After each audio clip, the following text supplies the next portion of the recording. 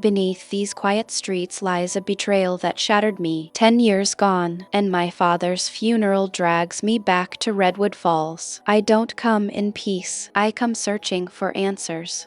Let them see the fury simmering inside. My ex-wife's affair haunts every memory, every step. She dared to hide my child from me, my own flesh and blood. No one warns me to forgive or forget. I've heard that tired plea. I'm here to unleash the repercussions of her cruel deception. Every corner of this house reeks of secrets. I'll expose them one by one. They wanted closure. I'll give them a war. Before we begin, let me know where you're tuning in from down in the comments. I never meant to set foot in Redwood Falls again, but there I was, behind the wheel of my dusty SUV, headlights carving through the last stretch of highway like weary searchlights. 10 years had gone by since I fled, yet the winding roads and the ragged pine trees swaying on either side seemed unchanged, like they'd been waiting for me all this time. Outside my window I caught glimpses of farmland, bare fields, broken fences, livestock trails. Each sight triggered some buried memory. Though I tried not to dwell, I just kept gripping the steering wheel, feeling the ache in my arms, the knot in my stomach. I wouldn't have come if not for my father's funeral. Joseph Baker, beloved in Redwood Falls, known for volunteering at the local VFW, for coaching kids soccer, and for standing on the sidelines of my life up until that day. He tried to force me to forgive what I couldn't possibly forgive. I guess death does strange things to your sense of loyalty. No matter how bitter I felt toward him in the end, I couldn't refuse this final call. When I finally spotted the old wooden sign, "Welcome to Redwood Falls, Hop 3218, my chest constricted. The place was stuck in time. My hometown had always seemed so small, the roads always so quiet. It's the kind of stillness that can unnerve you if you're used to bigger cities with their lights, noises, endless motion. 10 years ago, I left Redwood Falls behind, determined never to see those plain houses and fenced yards again. I told myself I was done with the place and with everyone in it, but you can't outrun the past forever. Eventually, it crawls back like a stray dog. Up ahead, a single street lamp flickered. It was past midnight and the main strip was dark, except for the neon sign of Grady's Diner, still open for truckers. The place looked the same: a battered red door, an empty parking lot, and a lonely shine of overhead fluorescent. My stomach rumbled as I slowed to consider a pit stop, maybe to buy time to gather my courage. Instead, I drove on. I needed to face it. My mother Nora's house sat at the corner of Elm and Jackson, down a stretch of cracked asphalt lined by tall oaks. I remembered those oaks from boyhood. I used to climb one with my sister Sabrina, the oldest in our family, just to prove I could get higher than she dared. I'd always push my limits, even when it was stupid, even when it ended in cuts and bruises. I had to explain at home. Pulling into the driveway, I killed the engine. The house was dark, except for a lamp in the living room window. So they were waiting for me. After all, I stayed behind the wheel longer than I should have, letting the silence press in. I could see the porch steps freshly painted by the look of it. 10 years. 10 damn years. The place was well cared for, but I couldn't ignore one absence. My father's Jeep was missing from the carport. That was when it hit me how final it all was. He was gone. I shut my eyes and exhaled, grappling with this mixture of sorrow and anger boiling up in my gut. I stepped out, stretching my weary legs. The autumn air was crisp against my skin, just cold enough to wake me up. A swirl of leaves scuttled across the driveway. I found myself pausing, remembering the old gatherings, the tailgates my father used to host right here on the lawn. Memories are treacherous. Once you crack open the door, they burst in unannounced. Unstoppable, I forced them down and moved toward the front door. It opened before I could knock. My sister Laura, 4 years younger than me, stood in the entry, her hair in a messy ponytail, eyes puffy with exhaustion. She looked at me like she was seeing a ghost. "Ethan," she said softly. My lips parted, searching for some simple greeting. "Hey, Laura." I managed. 10 years of distance collapsed into that awkward moment. I noticed worry lines around her mouth, tension in her posture. She looked older than she should, but I guess worry can do that to a person. Her eyes flicked over me. "You made it." Not exactly a warm welcome, but not hostile either. Just tired. "I came as soon as I could," I said, a half-truth. youth. I had spent a full day driving, but I delayed my departure, hoping to gather myself. She nodded, stepping back, letting me into the hallway. The house smelled of pine cleaner and something like fresh bread. The old wallpaper was gone, replaced by neutral paint. My mother's framed photos still lined the corridor, except now there were new ones. My sisters with their husbands, a few random kids I didn't recognize, and some shots of my parents older, but smiling. I swallowed hard. Laura led me to the living room. A single lamp glowed by the recliner. On the couch was my mother, Nora Baker. She rose the second I entered. She looked drawn, her eyes rimmed with red before I could speak. She came up and wrapped me in a hug. She was trembling. "Ethan, oh, sweetie." Her voice cracked and she pressed her face against my jacket. I stood rigid for a moment, wrestling with too many emotions. Finally, I loosened, hugging her back. She felt smaller. Maybe I'd just forgotten how small she was. After a moment, she pulled away. "I wasn't sure you'd come," she admitted. I shrugged, not meeting her eyes. "He was my dad." She nodded, lowering her gaze as though the guilt she felt was too heavy to lift. She and Dad had tried to push me to accept Lily's apology all those years ago. It created a rift I never forgot. But now Dad was gone, leaving us with the sharp edges of regret. A creak on the floorboard made me turn. Sabrina, my older sister, stood in the doorway, arms folded. She was always the tough one, the outspoken one. "You're here," she stated flatly, not a question, more like she was daring me to bolt again. I gave a curt nod. Her eyes flickered. "Good. Mom's been worried sick." Lara cleared her throat. "Do you want something to eat, Ethan? We have leftover chicken, or I can make toast if you prefer something light." I couldn't recall the last time Lara cooked for me. Probably never. "I'm okay, just tired." An awkward quiet fell, broken only by the ticking of the old mantel clock. Finally, my mother gestured toward the hallway. "Your bedroom still upstairs? Haven't changed much since you left, but if you need fresh sheets, just let me know." The mention of my old room tugged memories from some dusty corner of my mind, sneaking comic books under the covers, painting that one wall black, and my teenage rebellion all still there, probably preserved like a tomb. I nodded and mumbled something about turning in soon. Yet I didn't move. The living room felt like a stage, and all of us were fumbling for lines we'd forgotten. Sabrina's face remained tense. I'd expected anger, maybe resentment, but she mostly looked disappointed. She said nothing, which was almost worse. Nora hovered, wanting to say more, but seeming afraid of how I'd respond. Then footsteps tapped down the hall, light, tentative steps, and she appeared. Lily, seeing her, felt like someone punched the air from my lungs. She was wearing a simple sweater, jeans that hugged her slim legs, her dark hair pulled back in a messy knot. Her face was paler than I remembered, a flicker of uncertainty in her eyes, but she was still Lily. She paused at the threshold, clutching a small stack of folded towels. Her gaze flickered to me, then to Nora. "I brought some towels," she said, her voice tight as if she was struggling with how to act. My mother gave her a grateful nod, and Sabrina stepped forward to take them from her. Lily stood in place, expression uncertain. We locked eyes for maybe half a second, but in that half second I remembered everything. The day I'd found her, the betrayal, and the storm of heartbreak that made me tear off into the night. "Hey, Ethan," she said quietly. I felt an inner flash of bitterness, but forced a measured response. "Hi, Lily." No one else said anything. The hush in the room felt loaded, like we were all waiting for some explosion that might or might not happen. The air was thick with old grudges, the hush of unspoken confessions. Lily swallowed hard, then retreated. "I should finish cleaning up," she murmured, glancing at my mother for guidance. Nora just offered a small nod, so Lily turned away, disappearing into the hall. And that was it. Our first words in a decade. Barely more than a greeting. I told myself I came here for my father's funeral, not to settle old scores. But the moment I saw Lily's face, rage stirred in my gut, mixing with an ache I'd nearly forgotten. I remembered her laugh, how it used to light up my entire life, and I remembered her moans when I found her with someone else. Derek, my ex-friend, the memory still raw beneath the scab, made me stiffen. "Ethan?" my mother asked quietly, noticing my expression. "Yeah, I'm fine," I said, shaking off the past. "I'll head to bed," without waiting for a reply. I grabbed my duffel bag and trudged upstairs. The hallway smelled faintly of lemon polish. I glanced at photos on the wall, family portraits I didn't recall. One was from Christmas 6 years ago. Nora, Sabrina, Laura, Lily. No dad in the shot. Maybe behind the camera, or maybe he was absent that day. The way I was absent for so long. When I opened the door to my room, I found it mostly as I'd left it, a full-size, bed-worn dresser. A couple of my teenage posters still pinned to the wall. My old baseball trophies lined a shelf. Funny how you can run for a decade, but some shrines never change. The lamp on the nightstand was off. I flicked it on, tossed my bag near the closet, and just stood there, absorbing the stillness. 10 years. 10 years since Lily destroyed my trust. 10 years since I told my family I'd never forgive them for siding with her, for telling me to grow up and let it go. 10 years since I last felt that swirl of fury, betrayal, heartbreak, and now, on the night of my return, that swirl was back. I sank onto the edge of the bed. My father's funeral was tomorrow or the next day, depending on how they'd planned it. I hadn't asked. Anger flared again at the thought of him passing before we ever made peace. I'd always halfway thought we'd fix it someday, but that hope died with him. Regrets weighed heavy on my chest. Regrets that I had never tried to contact him. Days wandering the room, I spotted an old black notebook on the desk. I remembered scribbling all sorts of secrets in it. Dumb poems, sketches, teenage nonsense. Possibly it still had blank pages. My mind churned with bitterness. Half a dozen revenge fantasies swirling around. I wasn't proud of it, but that feeling had never gone away. And seeing Lily again made me realize something. Maybe I wasn't here just to bury my father. Maybe I was here to make sure Lily knew exactly what she'd lost when she let another man into our bed. I rubbed my face, exhaling. The house was silent now, with the bedside lamp casting long shadows. I pulled off my boots and lay back on the comforter. Tomorrow I'd face my mother again, my sisters, the friends who'd label me the runaway son. And Lily, she wouldn't vanish. Not this time. She was practically part of the family from the look of it. My heart hammered with confusion. Did they see me as the deserter or her as the guilty one? I thought of Dad Joseph Baker in that coffin. I felt guilt, not me, mixed with the need to know why he had sided with her. Part of me wanted to tear this place down to the foundation, unearth every hidden truth. Another part, maybe a small fraction, wanted to see if redemption was possible. Lying there, I let my thoughts drift until exhaustion overwhelmed me. The last thing I recalled was hearing faint murmurs of conversation downstairs, Lily's voice among them. Then everything faded and Redwood Falls swallowed me up in a restless sleep. I woke up to the low murmur of voices downstairs. For a second I forgot I was in Redwood Falls. My eyes adjusted, searching for my phone. It was almost 8 in the morning. Sunlight seeped through the blinds, painting stripes on the faded carpet. My back ached from the tension I'd carried through the night. I slowly rolled off the bed and pressed my hand to my forehead. This was going to be a hell of a day. A dull throb of hunger pushed me toward the stairs. As I headed down, I could smell bacon. I paused at the threshold to the kitchen, half afraid to see who might be there. The voices were muffled, so I took a deep breath and stepped inside. Nora stood by the stove, scrambling eggs. Sabrina was at the table, sipping coffee, wearing her typical scowl. Across from her was Lara, flipping through a newspaper, and next to Lara sat Lily, hands clasped around a mug of tea. They all stopped talking the moment I walked in. 4 sets of eyes locked on me. I squared my shoulders. "Morning," I said. Nora recovered first. "Good morning, sweetheart. Do you want some breakfast?" Her tone was forced, like she was trying to sound casual. "Sure, thanks," I replied, aiming for a calm voice. I settled into a chair, careful to leave space between me and Lily. I could sense her glancing at me, but I kept my eyes forward. Sabrina cleared her throat. "So how'd you sleep?" "About as well as you'd expect for a man who's come home to bury his dad and face the wife who cheated on him." I bit my tongue, though. "I slept," I said simply. Lara pushed the newspaper aside. "We were just talking about the arrangements," she said, nodding to the corner where a neat stack of funeral pamphlets lay. "Dad's service is tomorrow afternoon at the Redwood Falls Community Church." Tomorrow afternoon? So soon? I felt my stomach tighten, but I nodded nodded. All right. The idea of standing in front of Dad's casket, being watched by half the town, made me queasy. I pictured the hushed condolences, the murmured judgments, people asking me why I never visited. I wasn't ready. Nora returned to the table with a plate of scrambled eggs and bacon. She set it in front of me and patted my shoulder. Eat, she commanded gently, then returned to the stove. I stared at the plate. The edges of the bacon were crisp, just how I used to like it. The smell was comforting. I realized I was starving. Slowly, I dug in for a few awkward moments. Nobody spoke. The tension was thick. Finally, Lily inhaled. Ethan,